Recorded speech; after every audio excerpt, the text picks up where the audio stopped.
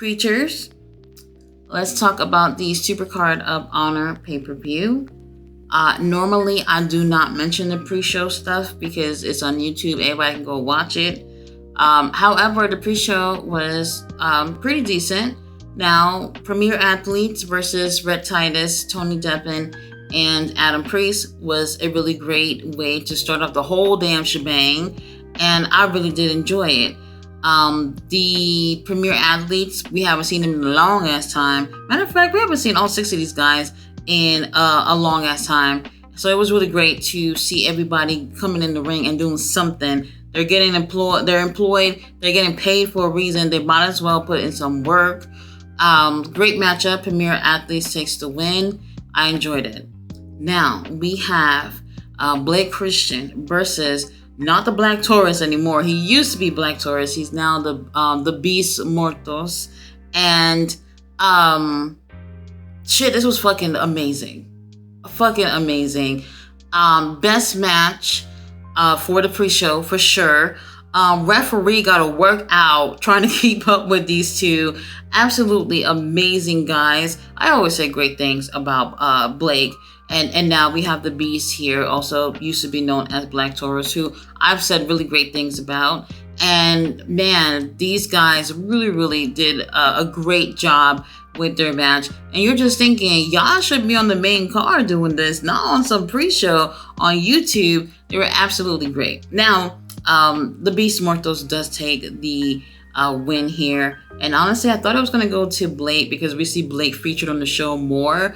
But it went the other way around. Didn't matter to me. Really great matchup. Now, we had tag team action. Angelico Serpentico versus Griff Garrison and Cole Carter. I'm fucking over the storyline.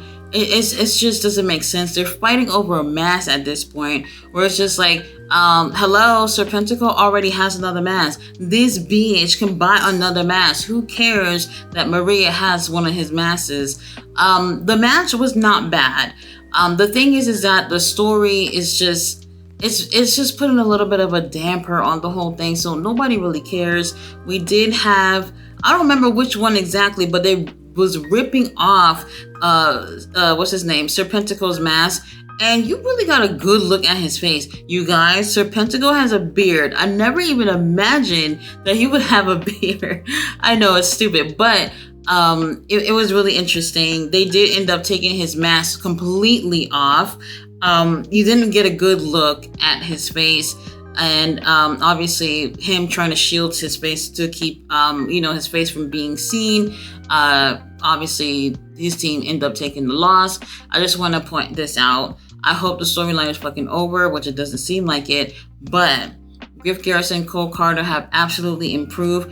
Griff Garrison has been putting the work at the gym. I've been saying it for the longest. Griff must be watching my videos, that he needs to step his game up to have a better presence, and they look great. They're definitely coming along more as a tag team, but unfortunately, Tony Khan does not feature these guys enough on the show for them to really get those reps and be able to perform more as a better tag team. I'm not going to say solid because they haven't been together that long. Whatever. I'm not going to spend too much time on it. Tony Khan, kill the storyline. It's done. It's done. Mariah May versus Momo Kogo. Another great match. I didn't expect for her to be in the main event on this show, but it was all right. I'm tired of her dressing up as Toni Storm. That's all I can say about that. Mariah obviously takes the win, and it was all right. Now, that was something that they actually ended up putting in last second to be part of the show. Now, moving on to the main event, we had, not main event, the main card, excuse me. Nigel McGuinness comes out to join the commentary team. Thank goodness, because I really do like Nigel with Ian and Caprice. They actually are really great, the three of them together. But Nigel is not part of the Ring of Honor shows anymore like how he was at first. Now he's just joining for the pay-per-views. We start off with the TV title on the motherfucking line. Kyle Fletcher, Lee Johnson. And y'all know I always say Lee Johnson's boring as fuck. I don't want to see him, but he did an amazing job. I'm not a hater. Real recognize real, okay? He did an amazing job.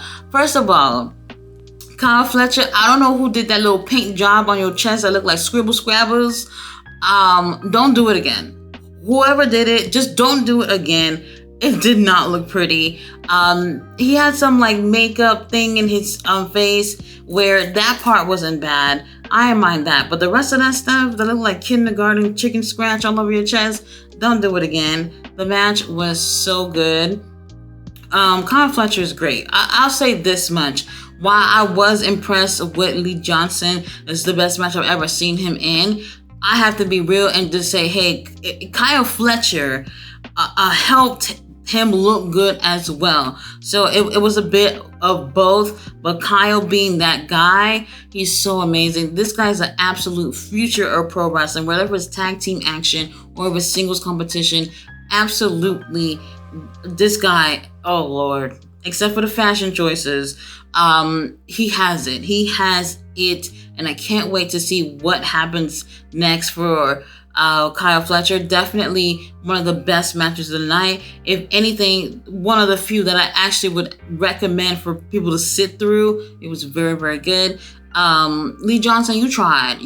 Now at the end of the whole thing, they shake hands, and it looks like Kyle Fletcher told him to get the fuck out of his ring, and his bitch ass got out of the ring while Kyle Fletcher did celebrate. Now we did have the Stardom showcase. It was trios action, and I have to say, these girls are freaking amazing. At first I was like, well, why are they not going against the Ring of Honor or AEW girls? And by the time the match was over, I get it. They really wanted to showcase what these girls at Stardom can do, especially for those of us who are not too well familiar.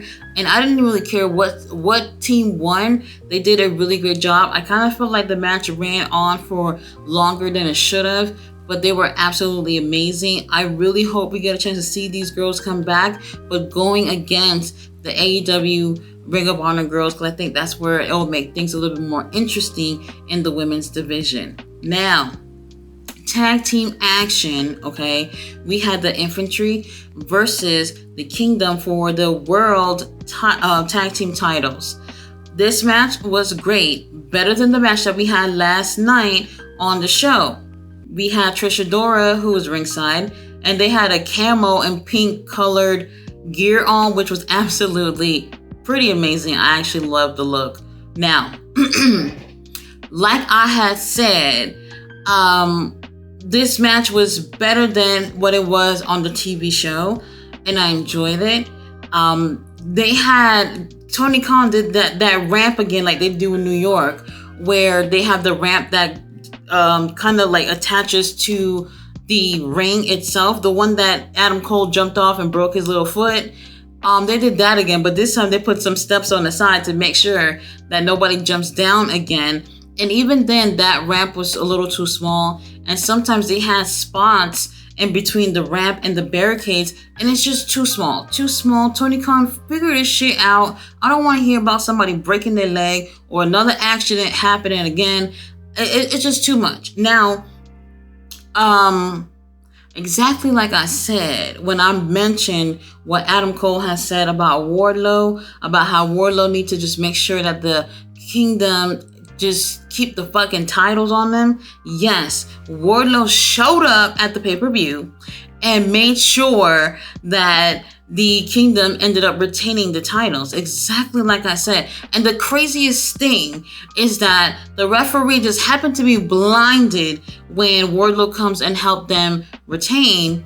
But then the second Wardlow turns around and starts walking away, the referee's magically paying attention, and 1, 2, 3 count for the Kingdom to win. Why did they make this shit so fucking obvious? I hate when they do that. Anyway, Wardlow's back, obviously. We saw him on Rampage as well, and then on the pay-per-view too. You know, Wardlow, what can I say? You know, get him out that group, Tony Khan. All right, so here we are with the women's TV title match, Billie Starkz versus Queen Aminata.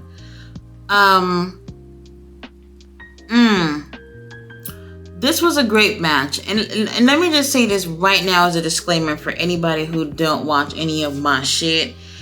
Billie Starkz, she's doing what I can't do for sure. Okay, And I do think she's talented. She's not championship material. That's just it. Okay, I don't care how much people like her or don't. She's not championship material. While everyone else who don't even bother to watch the Honor Club is happy that she won this match. Yes, I said it. She won before I even gave any details. I fucking watch this shit every week. Sometimes I feel like, why the fuck am I watching this shit? And I don't just watch. I study certain people to see like what it is that they do. Because from the jump of this, since Tony Khan had announced this tournament, right after Billie Starkz lost to Athena, it was apparent that this was, thank you, Billie Starkz, for participating. We're doing this little tournament so you can get the title. You know what I mean? And to me, I saw it from the very get-go. And in my opinion, if you watch the matches, I'm not even asking y'all to watch any other matches, but the matches in this tournament, Billie Starkz, I felt, performed the worst out of all the other girls. And this is just the truth. Her matches were not strong compared to the other girls that obviously did not make it to the finals. Whatever. Here's the thing. The match was great. Queen Aminata looked better in this match to me. I wanted Queen to win because I felt like it's too fucking predictable about Billie Starkz thing. Tony Khan has a habit of making tournaments just for one person. And it's just like, what the fuck is that? I just don't understand it. Now, here we have Billie Starkz in the middle of not the middle, towards the end of the match, where she's holding onto her neck and she seems to be injured.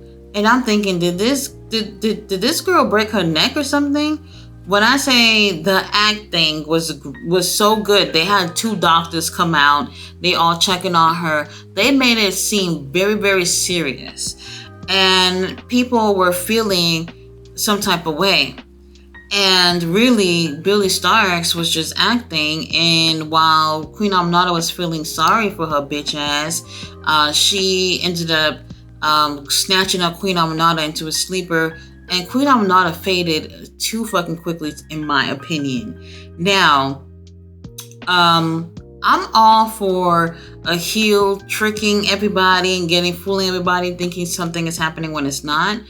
But to make it seem like she broke her neck or something in the ring and getting, all these doctors out and then getting the neck brace and they checking on her and all this stuff, they made it look too real. And in my opinion, sometimes you don't take these type of things a little too far, because when something really fucking happens, then what? They did the thing where they cut the camera away and don't show you anything about what's happening with her, just like how they do in real life, where if there was a real situation, they'll keep the camera off of that person who is really injured and focus on other things, like they were doing was focusing on Queen Aminata. Like they made that felt too real for someone to just be like, ha ha ha, they really tricked us. It just felt like, well, why would y'all do it like that? You know what I mean? Whatever. She's fine. I'm not going to go into it. Tony Khan, stop doing this predictable shit. You did this with Eddie Kingston. You're about to do this with the Young Bucks too. And then it's just like, what's going on here? Where every time you have these tournaments, you've already gave away who's fucking winning it from the very moment you open your mouth about these tournaments. I'm moving on. I'm not gonna stay on this.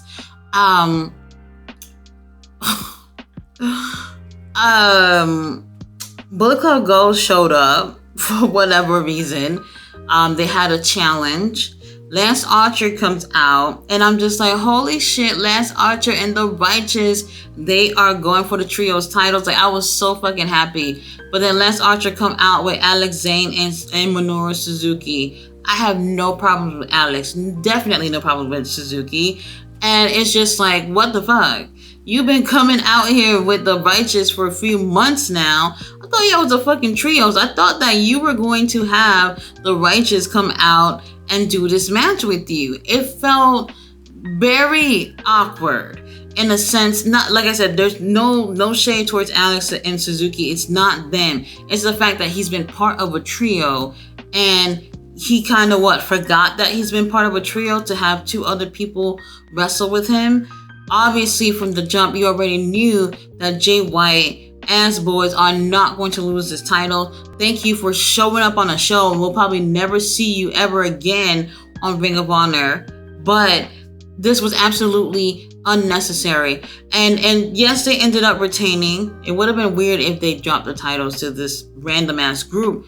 But what was even worse was after they won, the Acclaimed came out, and the whole thing was so unnecessary. The whole thing was just like, y'all could have saved this. Y'all could have saved this for another time, because nobody cares about this anymore.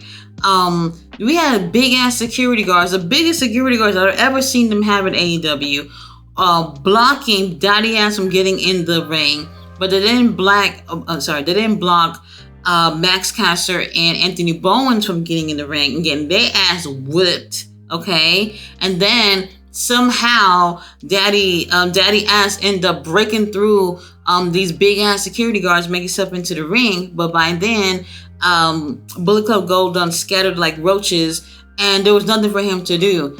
You guys, the storyline, there is no story. There is no story. I believe they're definitely going to push this on to Dynasty, have both of these two teams go against each other. In my opinion, Tony Khan, do us a favor, unify the tag, 6-man tag and the trios title. Whoever fucking wins it could go between both AEW and Ring of Honor and defend those titles. There's no more trios in either company anymore. Either promotions, we don't even have trios anymore, barely. So they should just do that and just be done with the titles, with the storyline. It's stupid. We had you guys. Oh, Lord. I'm going to say it right now. This was the worst match that I've seen so far this year. The fight without honor, Dalton Castle versus Johnny TV. And I'll say this, Dalton do some kooky shit or whatever, and we know how he is. Johnny can be the same way too. This storyline had been really fun up until we realized that we just heard earlier this week that the boys had been fired. And now we realize why the main focal point of the story, which was the boys, the custody of the boys being given to Taya and Johnny, why the story just went left. Because they're no longer part of the company anymore. And now Johnny TV and Dalton finally getting a chance to have this match with each other. Oh my God, there's no DQ. So Taya Valkyrie is fucking... This was a handicap match, okay? There was some fun parts in this. Silly shit that, Dalton Castle probably came up with. There was a part where Taya Valkyrie has a leaf blower. And for whatever reason, leaf blower, it's strong enough to blow some leaves around. But a human man, Dalton Castle is acting a fool, acting like this leaf blower is blowing him around the arena or whatever. It's silly. Now, I have to go back and say when Dalton came out, he had like 8 dudes with him that are the new boys or whatever. And I'm looking at them and I'm just like, y'all, they look like they picked these dudes off the street and say, hey, do you want to make $100? And I didn't really care about it. Yes, it feels different because we don't have the twins there with Dalton, and I missed them already. But whatever. This actually plays a factor because out of the blue, Johnny TV is standing in front of the commentary table outside the ring. Dalton Castle's in the middle of the ring. Then he, I guess, calls for backup. One of the boys from the back comes and he kind of throws them to dive onto Dalton. Then Johnny. Then all of a sudden, one by one, every boy from earlier that came out with him during the entrance, they're all coming in to be thrown onto Johnny outside the ring. And by the time they got the third boy in there, I was just like, what the fuck is this? Okay, it's stupid. And then, here's the thing. As the boys start coming out, I know people like to cancel people for fat shaming or whatever, but the boys got fatter and fatter and fatter. And the last boy was so fat that when Dalton went to launch his ass onto Johnny, who's outside the ring, dude got tangled up in the ropes because he's too fat to do a dive. And I'm just like, come on, I've seen some fat people do a dive, but this right here, when I tell you, it got so stupid. It just didn't make, like, the way I'm saying it doesn't even make it sound as stupid as it was. And I was so over it at this point. I was like, I know there was going to be some comedy shit, but this right here is just like, what is this? And then, I don't know if y'all remember that dude, Paul Walker, whatever, Walter Hauser, some dude who won some award. They brought him on AEW months ago, when he won an Emmy, Oscar, whatever the fuck that he won, that he was walking around with. He came and he was wearing one of the boys' masks, acting like we didn't know it was him. And he came to help Dalton win, and I'm just like, this does not make sense. As much as Tony Khan probably wanted this to make sense, it didn't make sense at all. I cannot believe they wasted our time with this. This was just too stupid. Even the boys, all of them got together and they grabbed Taya and they took her to the bag. And I mean, the boys combined was probably like 4,000 pounds. Like some of those boys was huge as fuck.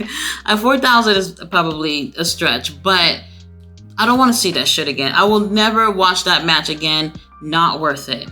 Now, we do have the Ring of Honor women's title on the line. Athena versus Hikaru Shida. Another match I do recommend sitting through. It's really interesting because Athena, her whole body is painted red, and I don't know if she's going for like some type of devil demon look. I really don't know. I did like it though. However, that paint was getting everywhere, all over Hikaru Shida, all over the mat, everywhere. I could assume that it's annoying to work with something like that. Yes, she retains, but this was one of those matches, I'm not even gonna lie. Hikaru Shida, she's very talented. This was not the best match that I've seen Athena do. Absolutely not. Matter of fact, before I go into the main event, I felt like this is definitely probably the weakest Ring of Honor pay-per-view that I have seen. And I'm talking about when we go back to 2022, where Tony Khan had purchased a company. That first year when they had those 3 pay-per-views, those pay-per-views were strong as fuck, and they had no TV show whatsoever. Last year, 2023, those pay-per-views were strong as fuck when they had those TV shows, and really they were putting matches last second for the pay-per-views, and they still were fucking bangers. This time, the pay-per-view this is the worst that Tony Khan has done. Absolutely. The other ones, I can't even call them bad. This right here is the first one where it's just like, if I didn't watch it, I would have been fine.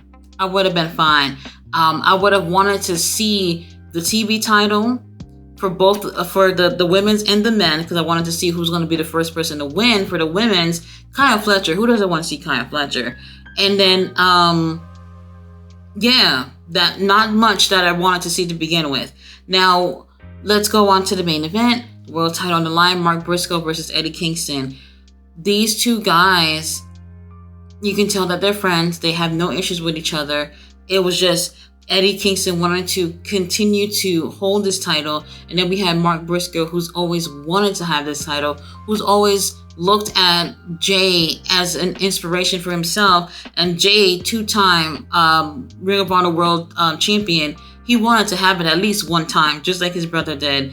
And when I tell you, Mark Briscoe was bloody, blood everywhere. I mean, Mark would move and just puddles of blood every time he moved somewhere. And it's just like, how is he even still like coherent during this match? When somebody's bleeding like that, you would expect that maybe they would pass out after doing all this movement, all this fighting in this match. You would think that they passed out. But Mark Briscoe just kept going. He had his eyes on the prize. We had Papa Briscoe. We had the whole Briscoe clan in the front row watching to see Mark Briscoe in this match. In my opinion, obviously for obvious reasons, I wanted Mark to win this. But Eddie Kingston, he just seems winded. He seems he seems like he need a fucking break, okay? So for me, this is why I've been saying I'd rather someone else have the title. Even before they announced that Mark Briscoe was going to be the person that Eddie was going to face, Eddie Kingston just needs to chill the fuck out. He had the titles for a little bit. You got something to look back on in your career. just relax, you know, because now it's playing into how you perform in the ring. And I have not really been enjoying matches from Eddie Kingston lately, but this right here was great. This I do recommend watching for sure. This match should have had a chop counter. The chop counter probably went over 100, maybe in the 80s, 90s, because these two guys are absolutely chopping away. Long story short, Eddie Kingston loses the title. We have Mark Briscoe winning the match. And I just couldn't believe it. I just couldn't believe it that after all this time, Mark Briscoe ended up taking the win and winning the world title. Took the win with a Jay Driller. And I kept saying, no matter what he kept doing in the ring, I said, he is not winning this match with anything but a Jay Driller. And obviously that's what ended up happening. When the guys from the locker room started coming out, the first person to come out was Jay Lethal. Oh, they almost got me. They almost got me. When I saw Jay Lethal, I was like, Lord have mercy. I was trying to keep it together because it's obviously emotional. And then a whole bunch of Ring of Honor dudes are coming out. Even the Kingdom came out, y'all, out of character and coming to celebrate for Mark Briscoe. As soon as he won, they started throwing the streamers into the ring. I mean, whoever the hell was throwing these streamers didn't even bother to let that shit open up and just start throwing the whole roll out there. Man, whoever it is, y'all need some help. But anyway, the match was great. The world title match, worth watching. Athena and Hikaru Shida, worth watching. Let me skip through. The TV titles for the men's, worth watching. I do think that Billy Starks and Queen Aminata wasn't strong, but like I said, this is the first match where we're determining who's going to get the TV title for the women. So, if you want to watch it. But everything else, it's just like, it didn't even need to be on there. Oh, let me take that back. Stardom girls, they killed it. They absolutely killed it. I love their style. It's so different from what you see the American girls do. And I want to see them again. Tony Khan, if I don't see these girls again on the show, something's wrong with you. There has to be a reason why you would not be able to get these girls back on the show. They're freaking tremendous and love them. I want to see them work with the girls in AEW Ring of Honor for sure. Guys, if you missed the pay-per-view, consider yourself lucky that you didn't see the Dalton Castle fiasco. I never want to even remember I saw that match. Now, what happens to Ring of Honor from here, though, real quick, I just want to say they absolutely need to do something about these titles staying on Ring of Honor. Mark Briscoe has been a Ring of Honor guy for fucking life. If for whatever reason he can't participate on Ring of Honor, I don't know. It's definitely a Tony Khan type of thing. I have to see how Mark Briscoe is going to be a champion for Ring of Honor. He has to be on the shows to be a champion for Ring of Honor. Anyone else who's holding the title, Wheeler Yuta, I don't know what's wrong with you. I don't know if you're sick. Whatever's going on with Wheeler Yuta, y'all. Tony Khan, I haven't heard him address it. Whatever the situation is, I hope he's okay. I guess Tony Khan didn't want to vacate the title. I don't know what's going on. But the pay-per-view, definitely the worst pay-per-view from Ring of Honor that I've seen since Tony Khan has picked it up. Matter of fact, all the other pay-per-views prior to this are not even bad at all. This right here, I just felt like I wouldn't call it great. I'm not even willing to say it was good. Y'all be the judge of it. Guys, let me know what you thought about the pay-per-view. But thank you for sticking around for my watch along if you watch. And thank you for watching my review. Y'all catch me next week for all the other stuff that I review. Bye.